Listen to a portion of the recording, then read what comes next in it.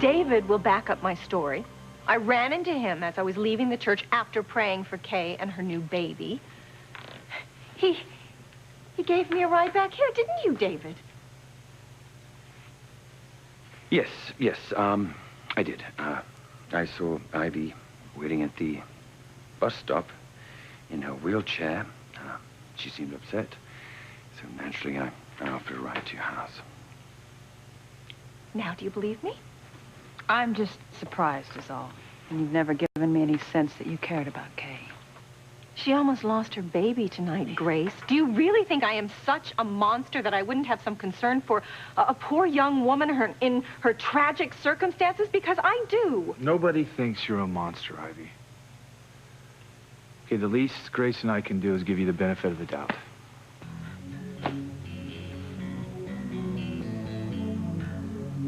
I just find it hard to believe that you, of all people, went to St. Margaret Mary's to pray for my daughter and her child. She said she did, Mom, and David backed her up. Well, thank you, Jessica.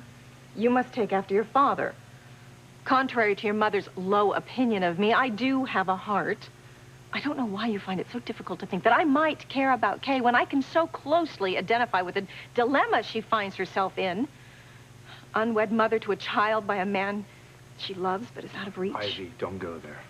And not that it's any of your business, but I lit a second candle at church tonight for another unborn child. Ethan and Gwen's child. I am so worried about them, and now that they're so far away. So far away? Well, they're right here in Harmony. No. They left for Los Angeles earlier today. What are they doing in Los Angeles? Didn't Sam tell you? Gwen is having a very difficult pregnancy. And it turns out that the very best prenatal specialist has his office in Los Angeles. So there was no question about them going. I hate having them so far away when my first grandchild could be born at any moment. I'm sure Ethan will take wonderful care of Gwen. And he'll let you know if there's anything you can do on this end. Do you really think so, Sam? Because I am so worried about them. Please, Sam, tell me that you are not buying into this. I mean, first, our grandchild suffers through a life and death crisis, and now all of a sudden, Ivy's grandchild is in peril. You know, Ivy, you really should get some fresh material for your act.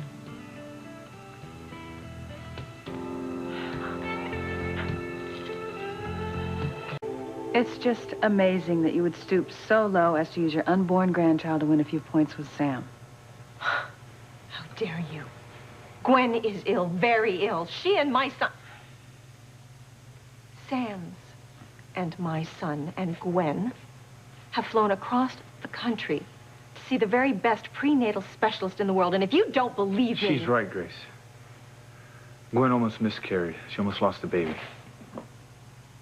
You knew that and you didn't tell me? Ivy didn't want anyone to know where Ethan was going. Well, tell her why, Sam. What you hear in this room doesn't leave here. Is that understood? Yes, Dad. Ivy and Rebecca were afraid if Teresa heard where they were going, she might try to follow Ethan out to L.A. But that still doesn't explain why you didn't tell me. I'm your wife. Well, not to put too fine a point on it, Grace, but actually you're David's wife. You know what, Ivy, you All right, really are... everyone just calm down, okay? This isn't getting us anywhere. Now, do I have your word that you won't go with each other while I get us some refills?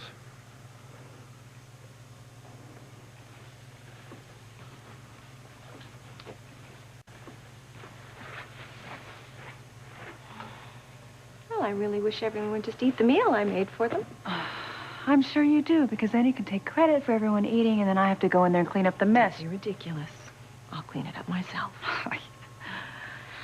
Why don't I go help Daddy?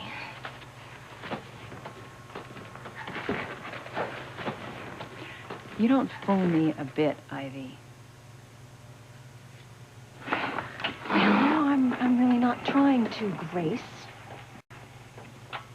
The concern I feel for Kay and her newborn child is every bit as real as the worry I feel for Gwen and her unborn child. My heart goes out to your daughter. And I'm sure you feel the same way. Oh, unless, of course, you won't allow yourself to. And just what is that supposed to mean? Maybe your guilt at having kicked Kay out of the house during her pregnancy is overriding all of your other emotions. How dare you? God knows I would be suffering the tortures of the damned if I thought that my lack of maternal concern had almost caused the death of my grandchild. That is enough. Not another word.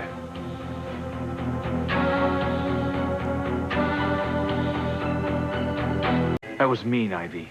Petty and mean. I only meant... You meant to hurt Grace. That's pretty nervy considering how she's opened up our home to you. Thank you, Sam. You know, I really don't feel like talking about this anymore. I'm gonna go in the kitchen and help Jessica. I'm coming.